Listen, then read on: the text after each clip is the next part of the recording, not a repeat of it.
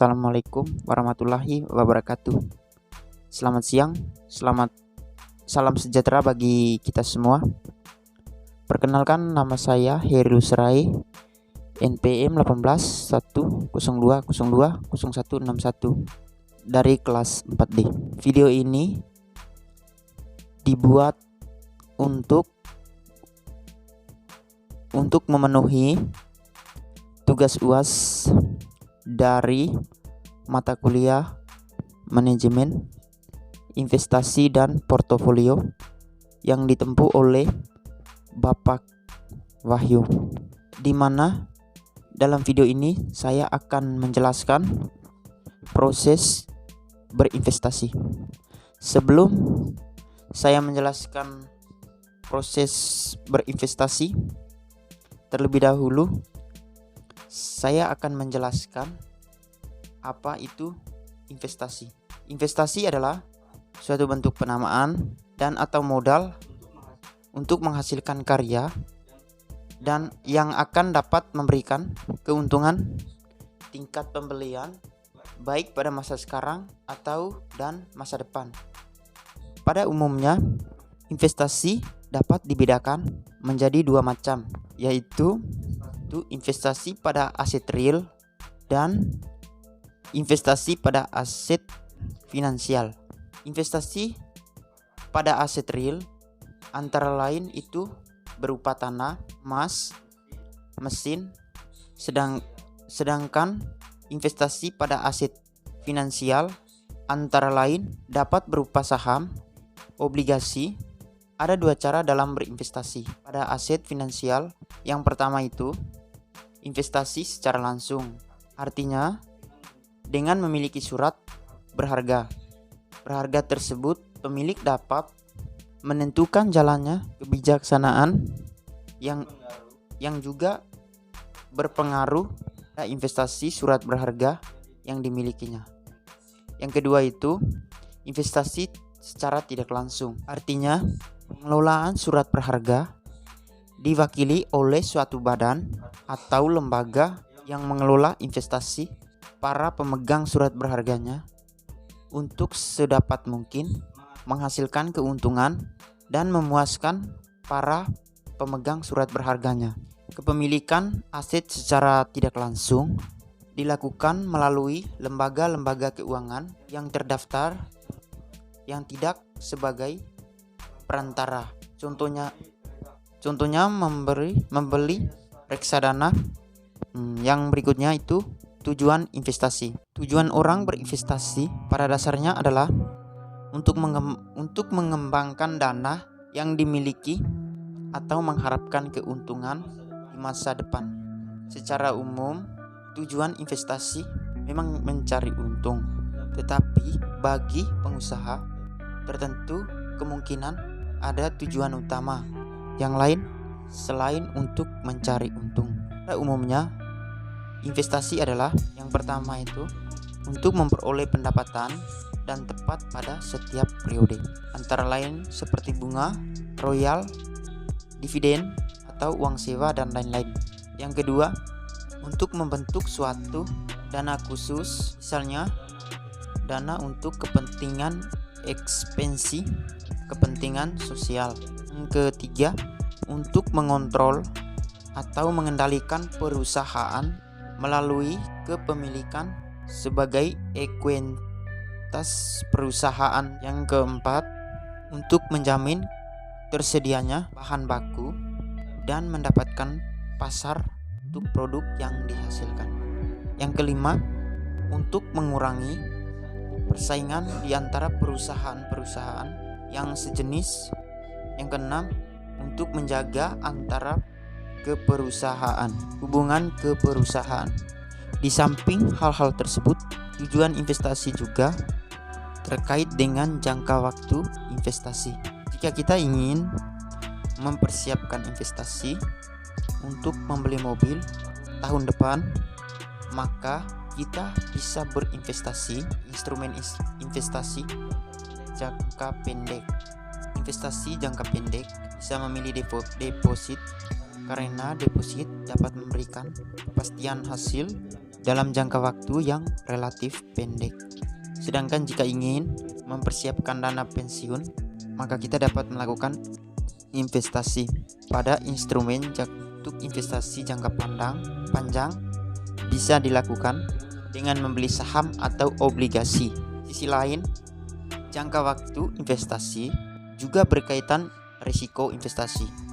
Jika ingin berinvestasi pada deposit jangka pendek, maka kita akan menghasilkan yang pasti pada saat jauh tempo dengan risiko yang relatif kecil dan mendapatkan keuntungan dan juga kecil.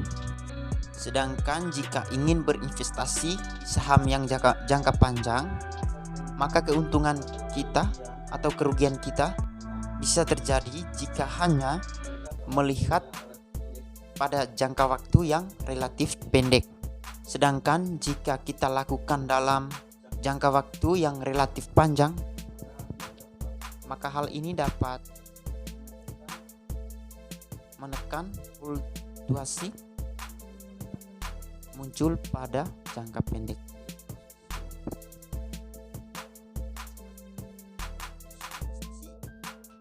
Lanjut. Yang berikutnya itu proses berinvestasi.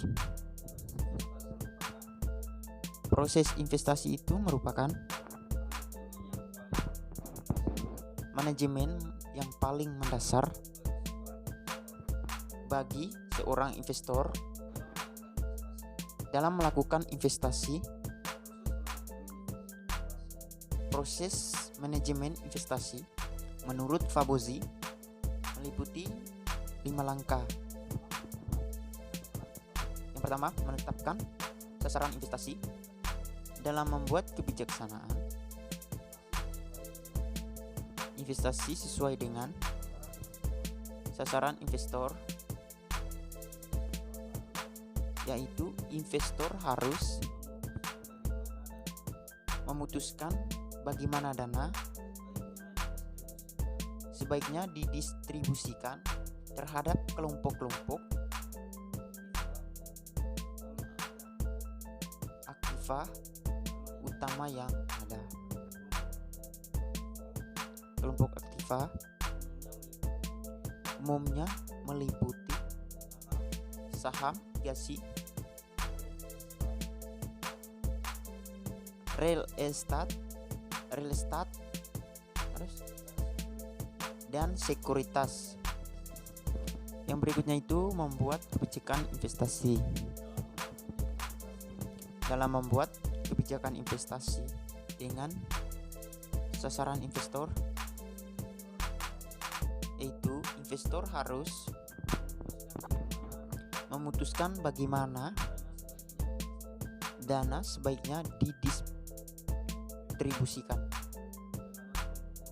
terhadap kelompok-kelompok aktiva utama yang ada. Yang berikutnya, memilih portofoliolog dalam pemilihan strategi. Portofoliolog harus konsisten terhadap pasaran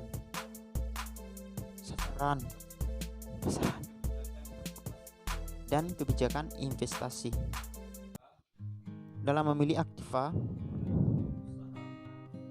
meliputi usaha untuk mengidentifikasikan kesalahan penetapan harga sekuritas, di mana pada tahap ini investor berusaha merancang portofoliolog yang efisien. Yang berikutnya, mengukur dan mengevaluasi kinerja. Dalam mengukur dan mengevaluasi kinerja mendasarkan pada patokan secara relatif dari patofisiolog sekuritas yang telah dibentuk dengan patofisiolog lainnya yang sesuai.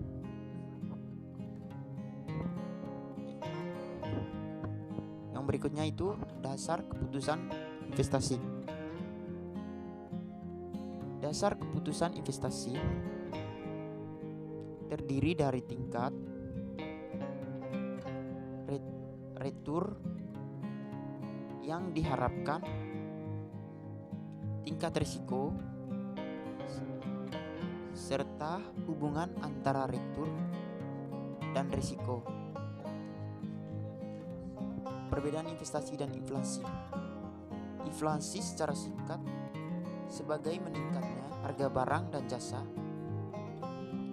seiring waktu. Pertanyaan kita, kalau berinvestasi, kemana? Yang ada yang cocok buat kita. Aset yang kayak gimana? Yang bisa dapat buat investasi. Aset yang sering digunakan investasi itu ada dua. Yang pertama, aset real dan aset finansial. Jadi apa perbedaannya? Aset real, aset yang berwujud, contohnya emas, rumah, dan tanah. Sedangkan aset finansial merupakan meningkatkan aset atau harga atau harta yang kita punya. Sewaktu berharga, aset finansial merupakan meningkatnya aset atau harta yang kita punya di surat yang berharga. Surat berharga itu contohnya saham, obligasi, dan reksadana. Saya akan menjelaskan 3 surat berharga tersebut. Yang pertama itu saham. Saham merupakan kertas kepemilikan suatu perusahaan tersebut. Sedangkan obligasi merupakan surat utang.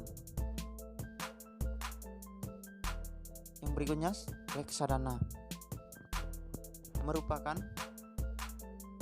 wadah yang digunakan untuk menghimpun dan pemodal untuk selanjutnya diinvestasikan ke portofolio efek oleh manajer investasi. Sekian presentasi dari saya tentang proses berinvestasi dan portofolio. Atas perhatiannya saya ucapkan terima kasih. Wassalamualaikum warahmatullahi wabarakatuh.